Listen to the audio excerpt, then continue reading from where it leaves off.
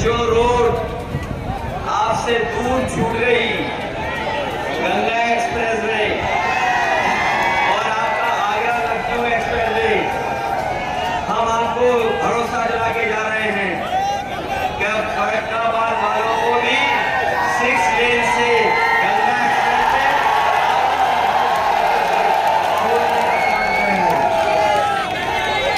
उससे जुड़वाएंगे। बल्कि फरक्काबाद के हमारे जन लोग जानते होंगे, ये जो ग्वालियर से इटावा होता है और उनकी मांग की थी करने वाले हैं, खिसिया जाते हैं और से जगा दो हम पीछे रह जाएं। ऐसा तो नहीं है। और ये 10 साल से सांसद ने क्या दिया है आपको बताओ। ये बड़ी बड़ी होर्डिंग हो सकता है फरक्काबाद में भी लग गई हो। ये जो डबल इंजन वालों ने, ये जो डबल इंजन की सरकार बोल रहे हैं, इन्होंने बड़ी बड़ी होर्डिंग लगाई होंगी। कई होर्डिंग में इनका एक इंजन गायब है।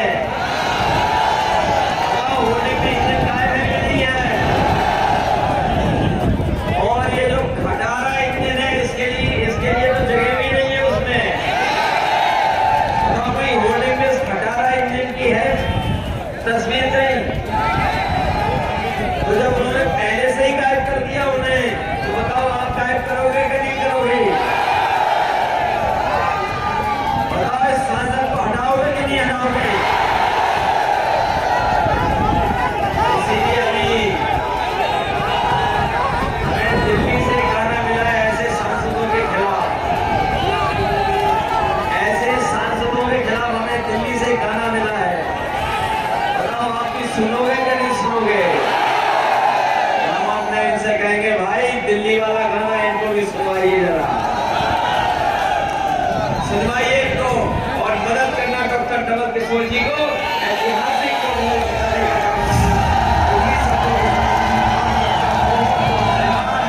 सांसद जी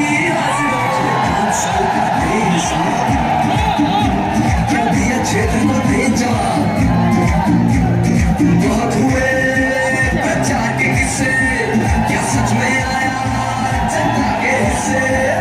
सांसद जी आप घर बदलाओ, नहीं तो वापस फिरना आओ, नहीं तो वापस फिरना आओ, नहीं तो वापस फिरना आओ। हाजिर हो सांसद जी, हाजिर हो। जहां इन्होंने वैक्सीन से पैसा वसूला, वहीं इलेक्ट्रॉल बॉन्ड के नाम पर बड़े बड़े उद्योगपतियों से पैसा वसूल लिया। बताओ चंदा वसूला इन्होंने कि नहीं वसूला? सरकार इंडिया की आ रही है, समाजवादियों की मिलकर के आ रही है और बीजेपी की विदाई है और विदाई उनके भाषणों में नजर आ रही है। क्या उनके भाषण नहीं बदल गए? बताइए, जो लखनऊ वाले हैं इनके भाषण ही सुन लो आप। लखनऊ वालों का भाषण क्या है और जो दिल्ली से आते हैं उनके भाषण क्या है? तो जिनके भाषणों में ही रुझान आ रहा है हार का, तो जनता इन्हें हरा चुकी है। और यहाँ पर जहाँ पर डॉक्टर नवल किशोर साके लड़ रहे हैं, पूरा पीडीए परिवार इनको वोट दे रहा है और पूरा फरक्काबाद इस बार रिकॉर्ड बनाने जा रहा है। जी आखिरी सवाल है कि हरियाणा में सरकार 3 जो है निर्दलीय विधायक चले गए, तो क्या लग रहा है कि वहाँ की सरकार जाएगी कि रहेगी? ये तो हरियाणा की बात कर रहे हैं। 4 जून के बाद यूपी की चिंता करना। समाजवादी पार्टी के जो भी नेतागण एवं कार्यकर्ता लोग हैं, सर राम गोपाल जी ने राम मंदिर को लेकर सवाल उठाया है, कहा है कि कह रही है कि जो 26/11 का हमला हुआ था उसमें कांग्रेस पार्टी ने आतंकी को रिलीफ दे दिया था। तो क्या लग रहा है कि हिंदू मुस्लिम तुष्टीकरण की राजनीति फैला रही है? ये इस बार मनमर्जी नहीं चलेगी, मनमर्जी की कोई सुन नहीं रहा है और भारतीय जनता पार्टी की हर कहानी फेल हो रही है, हर कहानी उनकी फ्लॉप हो रही है। उनका हर डायलॉग जनता स्वीकार नहीं कर रही है, उनका हर डायलॉग फेल हो रहा है।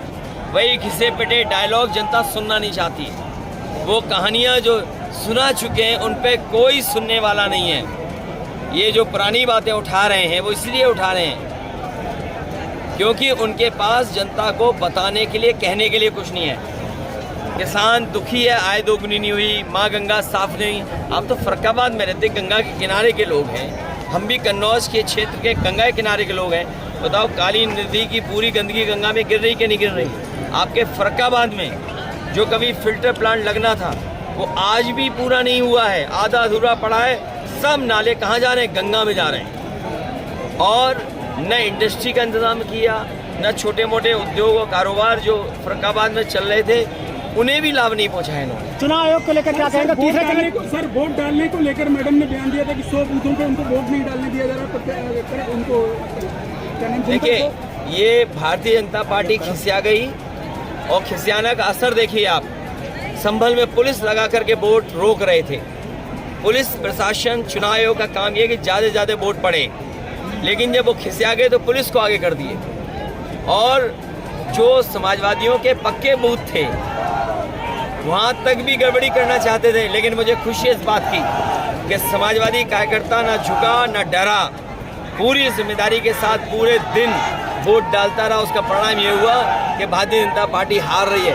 आपके बगल में बताओ, आमला है, हार गए कि नहीं हार गए भारतीय जनता पार्टी के लोग? बदायूं हार गए, मैनपुरी हार गए, संभल जहाँ लाठी चलवा रहे थे, पुलिस से घेराबंदी कर रहे थे, वो भी हार गए।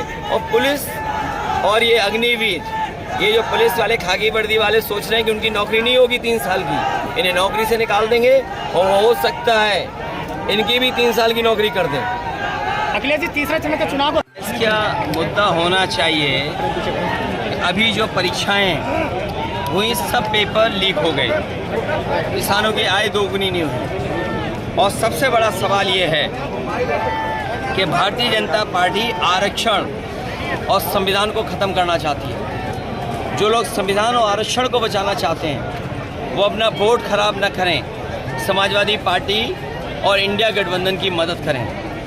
आप ये बताइए, जब दिल्ली जैसी जेएनयू में पीडीए परिवार के लोग केवल 15% से कम हैं, बीएचयू यूनिवर्सिटी में 15% से कम नौकरी में हैं, और लगातार सरकार जो प्राइवेट कर रही है चीज़ों को, आउटसोर्स कर रही है, अग्निवीर जैसी व्यवस्था ला रही है, जिससे नौजवान दुखी है। और जितना प्राइवेटाइजेशन बढ़ेगा उतना हमारा आरक्षण छिनेगा। ये सरकार वो है जिसने नौकरी, रोजगार और आरक्षण छीना है और संविधान को खतरा पैदा किया है। इसलिए क्योंकि इनके पास जवाब नहीं है, इसीलिए ये ध्यान हटाने के लिए इन बातों को कर रहे हैं।